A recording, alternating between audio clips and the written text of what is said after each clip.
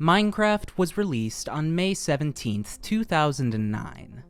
Over the course of the next 10.5 years, plenty of speedrunners spent countless hours trying to beat the game as fast as possible. But by the end of the 2010s, no one had quite been able to beat a random Minecraft seed without glitches in less than 25 minutes. The current decade, though, has been a lot kinder to Minecraft speedrunners. And in 2020, a rapid series of developments started to take place that led to Minecraft speedruns becoming exponentially more competitive, more popular, and most importantly, faster than anything we had seen before. From the release of version 1.16 and the addition to the game of piglin trading in 2020 pulling the record below 20 minutes, to the development of hypermodern strats coinciding with it falling below 15 minutes just 2 months later, to the use of divine travel in the first ever sub-10 in 2021, to the countless strategies and techniques developed by speedrunners in the past few years as they've chased that record lower and lower.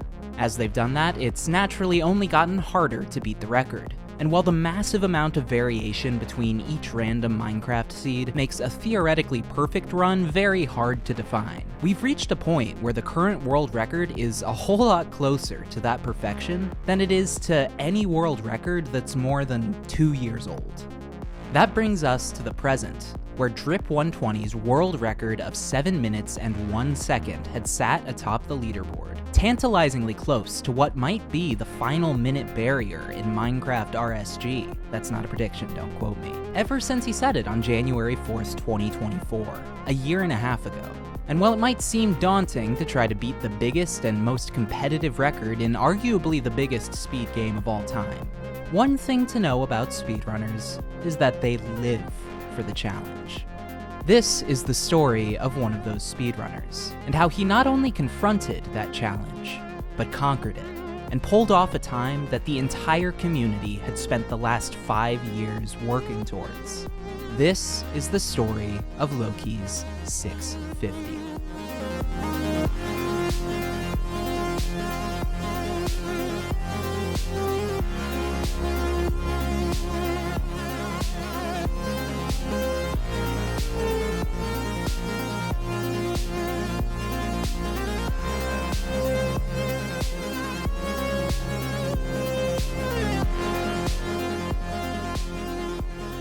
If you like this video, please remember to like and subscribe if you want to see more. It helps us out a ton. Thank you so much, and enjoy.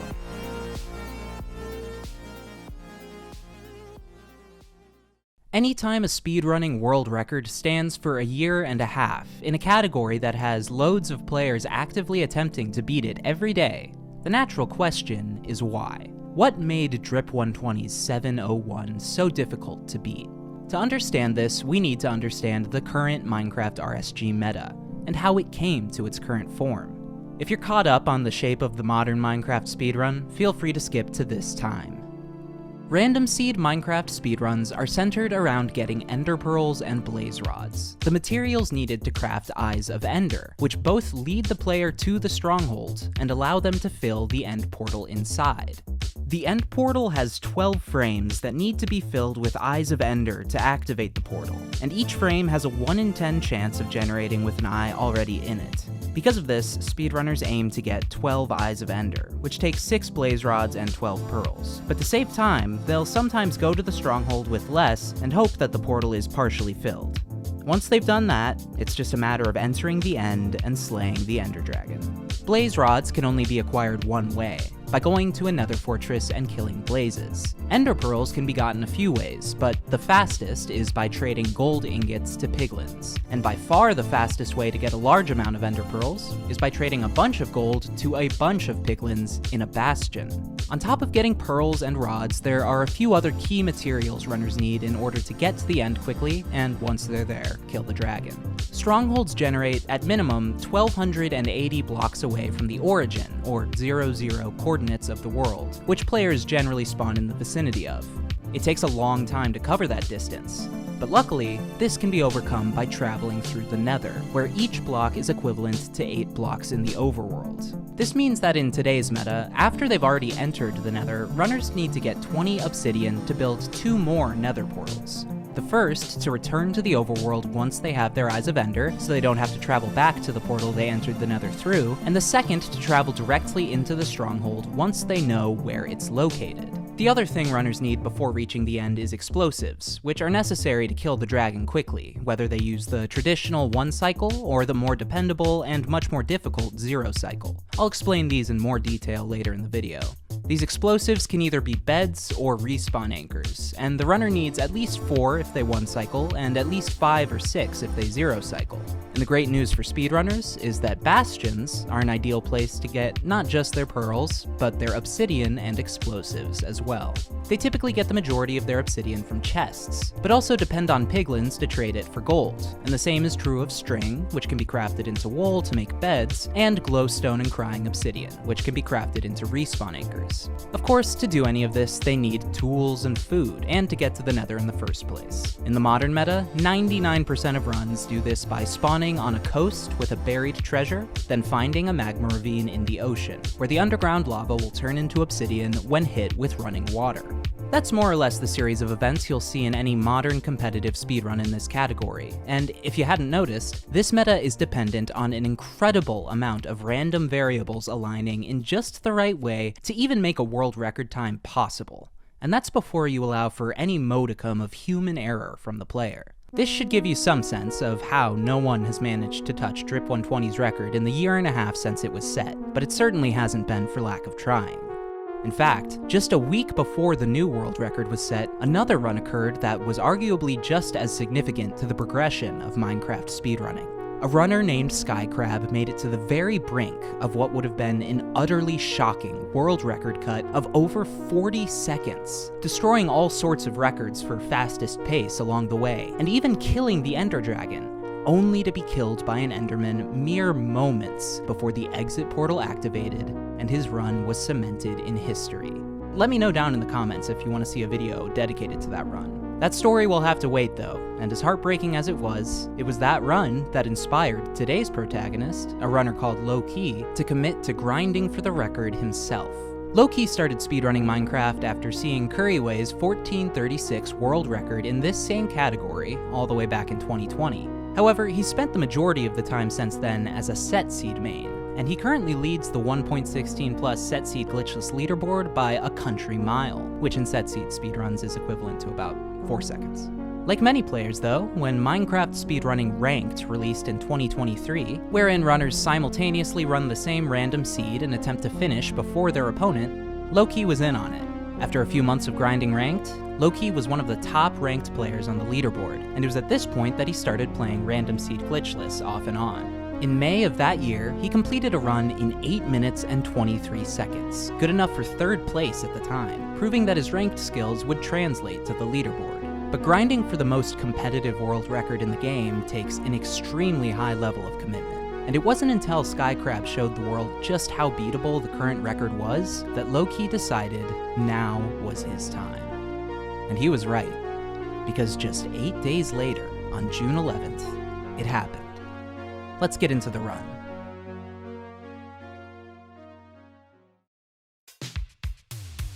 Lowkey flips through Minecraft seeds using a macro called seed queue, checking every seed where he spawns on a beach for buried treasure. He does this using the pie chart on the F3 screen, which is a strategy called mapless buried treasure. This chart shows him the different kinds of entities that are within his render distance, with the orange slice representing block entities. These are any block that includes extra data, such as a chest with its contents, or a mob spawner with the kind of mob it's spawning.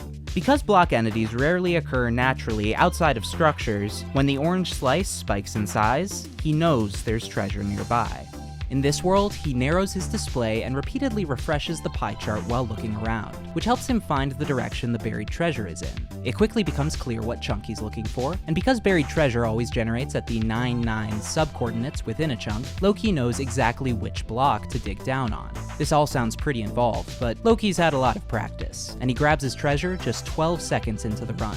He gets all the iron he needs and plenty of food, but unfortunately he doesn't get any TNT, which has a 37% chance of happening. Because of this, he loses a few seconds to Drip 120's record, where Drip was able to use his TNT to gather wood and a lot of dirt — runners always want to have plenty of expendable blocks to build with — more quickly. Luckily, the abundance of iron means lowkey only has to punch through 2 logs before making an axe to get the rest of his wood, and shears to quickly gather blocks, in addition to the usual necessities: a bucket, pickaxe, and flint and steel. Because Drip took longer to find the buried treasure in his run, lowkey is able to leave his island and start looking for a magma ravine 2 seconds earlier than Drip. Unfortunately, the lead quickly disappears, as lowkey has to spend 30 seconds boating around before reaching a suitable magma ravine, compared to Drip's run, where the ravine was only 10 seconds from the coast. Lowkey stops on his way down to mine gravel and gets the 1 in 10 flint drop on his 4th try. He continues down and executes a very fast portal build to keep himself 20 seconds behind the world record, making it to the Nether at 1 minute and 39 seconds. For this run to viably remain within potential world record pace, lowkey needs a bastion and a fortress to both be relatively close by and easy to get to. He mostly gets what he needs, with a bastion immediately coming into view, although he does need to do some bridging to get there. He makes quick work of it, and reaches the top of the bastion at 2 minutes, trailing Drip120, who spawned a bit closer to his bastion, by 30 seconds now. Of the 4 different kinds of bastion, this is a bridge variant, which can often be the least ideal for speedrunning. This is because the gold blocks the runner needs are collected in one pile at the end of the bridge the bastion is named for, and the chests the runner relies on for obsidian and explosives are spread across the ramparts on the other end of the bastion, making it relatively slower to route. On top of this, each of those 2 ramparts has a 50% chance of having 1 chest and a 50% chance of having 3 chests. So if a runner gets 2 single chest ramparts, they'll have a much lower chance of getting everything they need. Luckily for lowkey, this bastion has 2 triple chest ramparts, and he goes to work looting them. He enters through the top of one of these ramparts, keeping himself out of the reach of angry piglins until he can put on the gold armor that's commonly found in these chests. He gets 10 of the 20 obsidian he needs from the first triple chest, putting him in a good position to not have to wait too long for piglins to trade, as long as he doesn't get unlucky with the other triple chest. Notably, he also grabs a crossbow, but we'll get to that a little later. Before he gets to the second rampart, he heads downstairs to mine the pile of gold blocks on the end of the bridge. Having done this, instead of heading directly to the rampart, he first builds a path so that piglins from all over the bastion will be able to get to him when he aggroes them. He digs a hole, then triggers the piglins by breaking a gold block, and they come rushing in from all directions and obediently jump in the hole, where lowkey chucks his gold for the piglins to barter with. While they do that, he loots the second triple chest, getting 5 more obsidian, then does some crafting, so he doesn't have to waste any time doing it later. He collects the items the piglins have traded so far, and finds the last 5 obsidian he needs, as well as plenty of ender pearls. He's a little light on explosives, with only enough string for 4 beds, so while he waits for more string trades, he saves a couple more seconds by doing a pearl hang. To do this, he throws an ender pearl towards the fortress, then, before it lands, turns his render distance all the way down, so the pearl is no longer loaded in. He returns to the piglins, gets the string he's looking for, and turns his render distance back up, causing the pearl to land and getting him into the fortress at 4 minutes and 1 second. Remarkably, despite having a different bastion type, he has the exact same bastion split as Drip120's record, so lowkey is still trailing that pace by about 30 seconds. That doesn't give him good odds to pull off a record here. 30 seconds is a ton of time to make up this late into the run, and while it's still a fantastic pace that's very much worth playing out, lowkey is gonna need a lot to go right for this run to end the way he wants. He's got no time to worry about that though. In the fortress, he cranks his render distance back down, which increases the amount of mobs that are able to spawn nearby. Blazes drop a blaze rod when killed 50% of the time, and lowkey gets off to a good start, with each of the first 2 blazes he kills dropping rods. The luck can't stop there if he's gonna make up those 30 seconds though. With no more stray blazes nearby, he needs to find a blaze spawner, and he uses the pie chart again here to find the direction of nearby mob spawners. He finds one quickly, but at this point, even with 2 rods already banked, any shot he has at the record is dwindling. Drip120 entered the end at 5:44 in his run, meaning lowkey needs to get 4 more blaze rods, go to the overworld, triangulate the stronghold, return to the nether, build his second portal to get into the stronghold, and find the end portal, all in the next 80 seconds. It's a nearly impossible task, but what happens next single-handedly keeps the dream alive. Each cycle from a blaze spawner can spawn between 1 and 4 blazes, and as lowkey approaches, 4 blazes spawn, and miraculously, each of those blazes drops a rod, meaning lowkey essentially won all 6 coin flips he needed to make it out of the fortress on pace. Combined with the 1 in 4 chance of getting 4 blazes from the spawner, those are 1 in 256 odds. But who's counting? Certainly not lowkey, who's immediately building a nether portal and returning to the overworld to find his stronghold. As he throws an Eye of Ender, he's now less than 15 seconds behind Drip120, who had more luck finding blazes, but had to kill 11 before getting his 6th rod. Lowkey's Eye of Ender goes straight into the mountain, causing him to have to reposition and throw a second eye to triangulate, which is never ideal, since Eyes of Ender have a 1 in 5 chance of breaking every time they're thrown. Thankfully, neither of his eyes break, and what's more, the calculator speedrunners use to quickly locate strongholds with precision gives him a stronghold location with 100% certainty. With no time to lose, lowkey grabs his Eyes of Ender and jumps back into his portal, then immediately ender pearls in the direction of the nether coordinates that correspond to the stronghold's location in the overworld. He has to bridge over some lava to reach them, but he quickly throws together his portal and travels through to reach the stronghold at 5 minutes and 42 seconds. Before we go any further, let's assess the situation lowkey is in. If this is truly a world record run, then he has exactly 78 seconds left to find the end portal, go to the end, kill the dragon, and jump through the exit portal to finish the game. That's not a lot of time.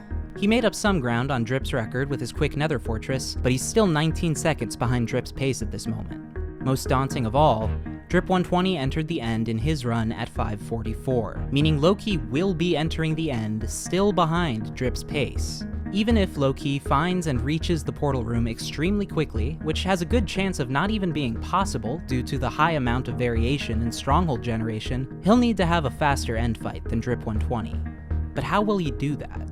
Well, the modern end fight has 2 different strategies the runner can use, the 1 cycle and the 0 cycle. In a 1 cycle, the runner waits for the dragon to perch on top of the fountain in the middle of the island, which it does at essentially random intervals, then detonates beds as the dragon descends, dealing enough close-range damage to blow through all of the dragon's health without its healing crystals saving it. The 1 cycle is very easy to execute, but it's also extremely dependent on luck. An instant perch could mean an end split of slightly over 1 minute, which is what happened in Drip120's record. But more often, the dragon takes its time before perching, and there's no limit on how long it could take. With the level of optimization 1.16 RSG is reached, anything less than perfect luck in a 1 cycle is almost a guaranteed run killer. At least, if you want a shot at the record.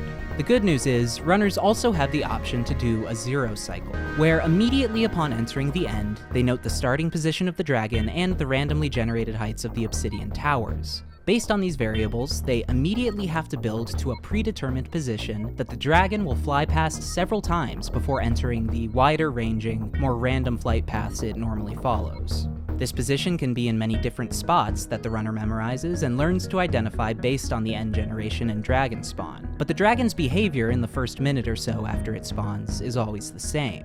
The window of time the runner has to get to that position is extremely small, and on top of that, the dragon is slightly further from the explosions than in a 1 cycle, leaving essentially 0 room for any kind of error when executing a 0 cycle. The upside, though, is massive. Not only are 0 cycles consistent in their speed in a way 1 cycles could never be, they're even a bit faster than the fastest of 1 cycles. But even with that potential time save, it's hard to look at lowkey's pace and see this run ending in a world record. Fortunately, he has one more trick up his sleeve. See, the 0 cycle is faster than the 1 cycle because the runner begins it immediately after entering the end, but the actual process of killing the dragon once the runner is in position is slower than in a 1 cycle, both because the runner has to wait longer in between detonating each explosive, and because each explosive typically deals less damage. But runners are able to reduce this time significantly using a piece of tech called Crossbow 0 cycle. When a mob takes damage, there's a 0.5 second invincibility window afterwards, which is why runners don't just rapidly detonate multiple beds when the dragon passes by, and instead wait for each individual pass. But if the mob is dealt damage a second time within that invincibility window, the game will count whichever of the attacks dealt more damage, but it won't reset the invincibility window. So, by dealing the dragon a small amount of damage with a crossbow shot, then detonating a bed within that window, the runner can then detonate a second bed immediately after the window is ended, and both beds will deal full damage. Skipping the time of just 1 bed might not sound that significant, but it can save upwards of 5 seconds on a 0 cycle, and with how tight the end of this run is going to have to be, Every second counts. Even with the potential to save time in the end, the odds are stacked heavily against lowkey in this moment. But, as one of the all-time great speedrunners once said, never tell me the odds. Lowkey enters the stronghold, pulling the pie chart back out to once again look for mob spawners, which generate inside the portal room. He picks a direction, goes through a few doors, and with literally no time left to spare, he sees the portal room. He places blocks beneath himself so he can sprint jump and hit his head on the ceiling, maximizing his running speed, dodges the silverfish, and jumps into the portal. He fills it up, and now he's in the end at 5:56. He saved 7 seconds on the stronghold split, but he's still entering the end 12 seconds later than Drip 120. But there's no time to worry about the world record. If it's gonna happen, lowkey needs to remain 100% locked in. Without a millisecond of hesitation, he chucks an ender pearl towards the end island, narrowly avoiding a drop in terrain which would have almost certainly killed his shot at the record. He prepares his inventory for the zero cycle with blazing speed as he waits for the pearl to land, then throws one more to get himself closer to the obsidian pillars. He pearls up the side of one and builds towards the spot where he'll zero cycle, using second person to keep track of the dragon and see how much time he has to get in position. Somehow controlling his nerves, he finishes the build and gets into position just in time. And now, it's just a matter of execution. People have been speedrunning this game for more than a decade, and one of the biggest speedrunning communities that's ever existed has been grinding this category above all others for 5 years. And with what might be the last-minute barrier that's ever broken in this category on the verge of falling, the weight of all those years of work is now resting squarely on lowkey's shoulders. Welcome to a moment in speedrunning history.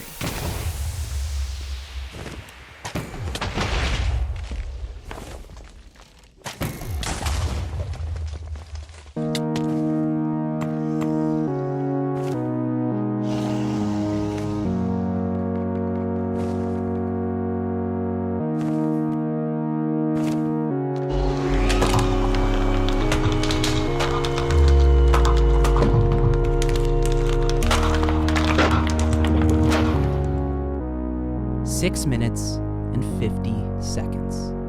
An 11-second time cut on an 18-month-old record. And just by looking at the times, you would never know how close it really was. Congratulations to lowkey on the well-deserved record, and a huge shout out to him for helping in the creation of this video. Be sure to go leave some love on his channel, which is linked in the description. If you want to learn more about the intricacies that made lowkey's gameplay in this run so elite, another speedrunner called Silverr made a great video diving into more specifics. That's linked in the description as well. Finally, thanks to you for making it to the end of this video.